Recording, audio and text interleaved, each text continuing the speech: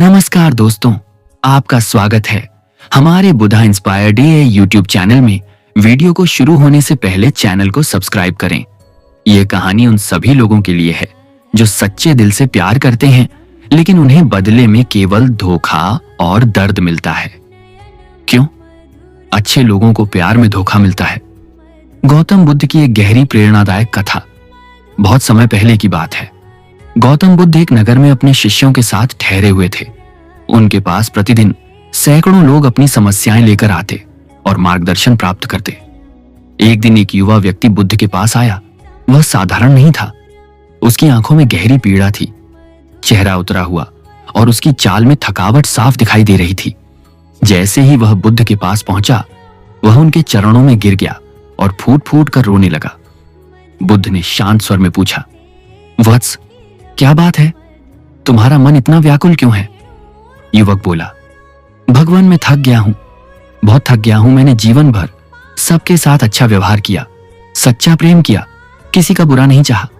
जब किसी से प्रेम किया तो पूरी निष्ठा और समर्पण के साथ किया, परंतु हर बार बदले में मुझे सिर्फ धोखा मिला। लोगों ने मेरी भावनाओं का मजाक उड़ाया, मेरे सच्चे प्रेम को मेरी कमजोरी समझा। क्या अच्छा होना पाप है? क्या सच्चा प्रेम करने वालों को ही हर बार चोट मिलती है? बुद्ध मुस्कुराए और बोले, वत्स, तुम्हारे प्रश्न का उत्तर मैं एक कहानी के माध्यम से दूंगा। ध्यान से सुनो। एक गांव में एक साधारण सा दीपक था जो हर रात जलाया जाता था। वह दीपक गांव की गलियों को, लोगों के रास्तों को, अंधेरे घरों को रोशन करता था। उसकी लौ स्थिर, शांत और उज्जवल थी। उसकी रोशनी से न केवल इंसानों को दिशा मिलती थी, बल्कि गांव में एक सकारात्मक ऊर्जा भी फैलती थी। लेकिन उसी दीपक की लौ पर हर रात कई पतंगे आकर्षित होकर आते और जलकर मर जाते। कुछ लोग उस दीपक को दोष देने लगे। यह दीपक पतंगों को मारता है, इसकी वजह से वे जलते हैं, इसे बुझा देना चाहिए। तब गांव के सबसे वृद्ध और ज्ञानी व्यक्ति ने कहा, दीपक का कार्य है रोशनी फैलाना। जो पतंगे उसकी लौ की सच्चाई को समझे बिना उसकी ओर बढ़ते हैं और जलते हैं, वह दीपक की गलती नहीं है। दीपक अगर बुझ गया तो गांव अंधेरे में डूब जाएगा। दीपक को जलते रहना चाहिए, क्योंकि वही उसका धर्म है। बुद्ध ने युवक की ओर देखा और कहा, वत्स, तुम भी उस दीपक की तरह हो।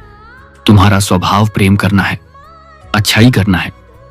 अगर लोग तुम्हारे प्रेम की कदर नहीं करते, तुम्हारे साथ छल करते हैं, तो दोष तुम्हारा नहीं है। तुम्हें अपना धर्म नहीं छोड़ना चाहिए। बुद्ध ने आगे समझाया, दुनिया में हर व्यक्ति तुम्हारे समान नहीं होता। कुछ लोग प्रेम को लेन देन समझते हैं, कुछ लोग उसका प्रयोग करते हैं, लेकिन इसका अर्थ यह नहीं कि सच्चा प्रेम व्यर्थ है। सच्चा प्रेम तो वही है जो बिना शर्त, बिना अपेक्षा के दिया जाए। तुम जैसे लोग ही दुनिया को सुंदर बनाते हैं। और वत्स, बुद्ध ने कहा, धोखा मिलना अंत नहीं है, वह तो एक परीक्षा है। यह परीक्षा तुम्हारे प्रेम की गहराई की, तुम्हारे धैर्य की और तुम्हारी आत्मा की होती है। जो इन परीक्षाओं में खरा उतरता है, वही एक दिन उस सच्चे प्रेम को पा लेता है जो आत्मा को शांत करता है, जीवन को पूर्ण करता है।